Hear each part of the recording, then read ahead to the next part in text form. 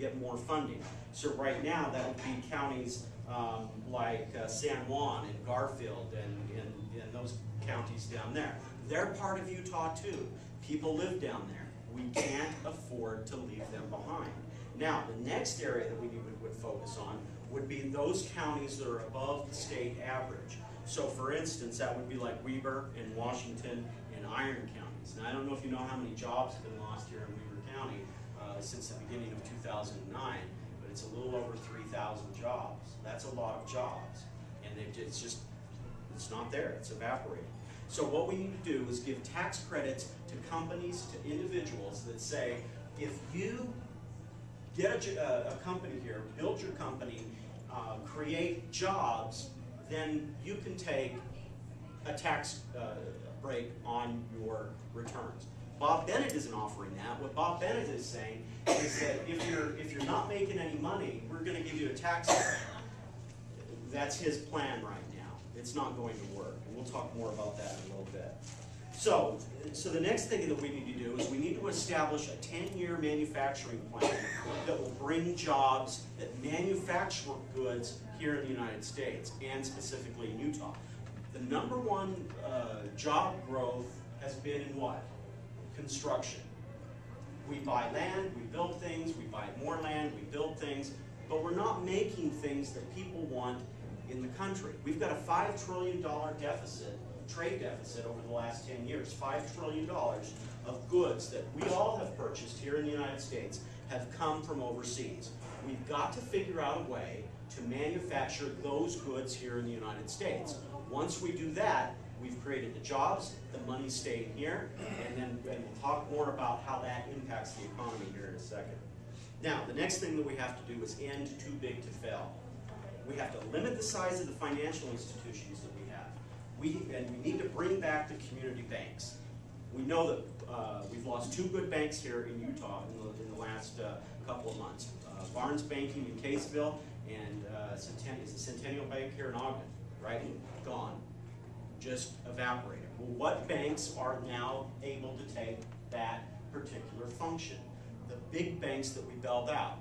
Chase, Bank of America, Citibank, Wells Fargo, banks that we bailed out.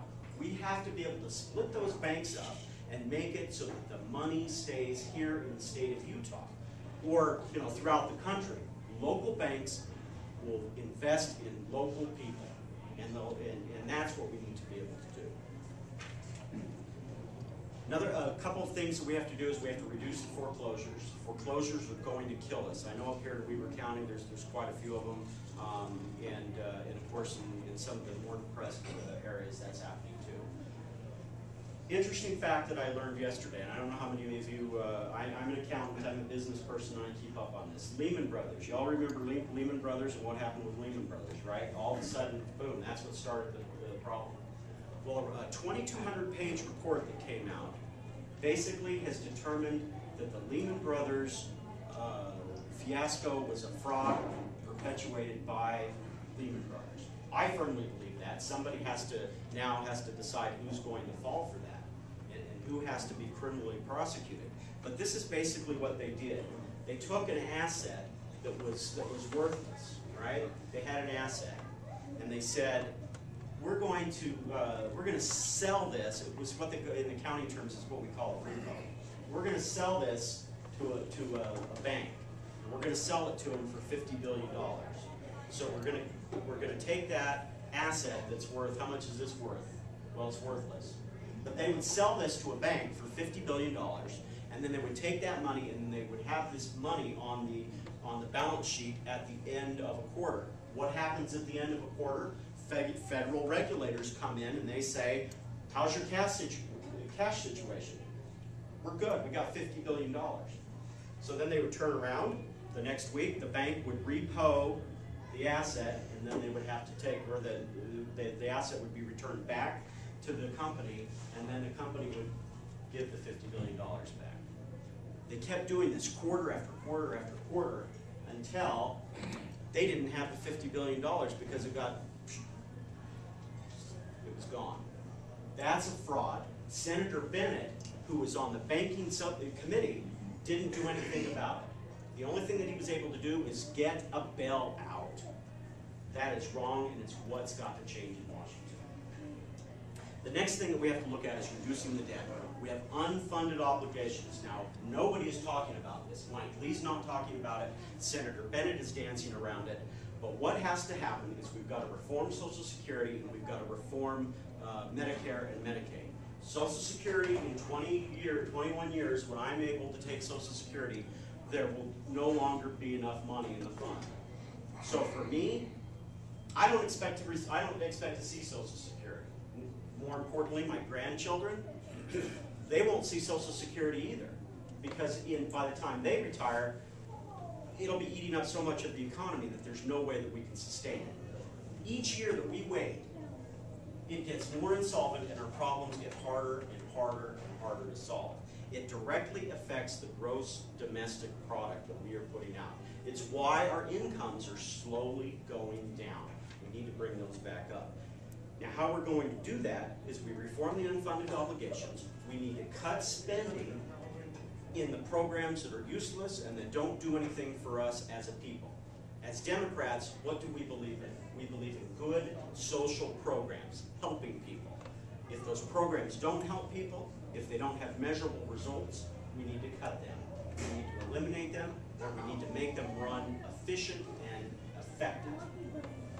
Now, the next thing that we need to do is that we need to increase business productivity by increasing investment in human and technological capital.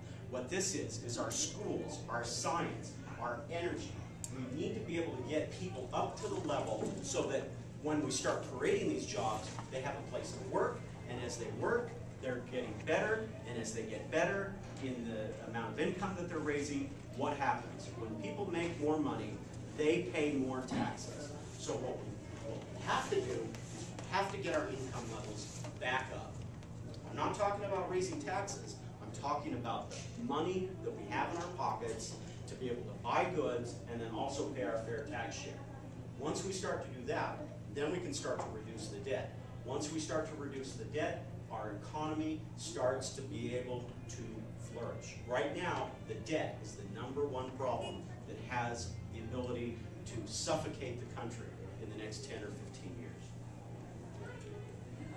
So the other thing that we have to do is develop a 10-year congressional debt repayment, outlay, and revenue mandate. So in other words, starting in 2013, I want to have a 10-year plan that says this is the money we're bringing in, this is what we're going to spend, and this is how we're going to pay down the debt.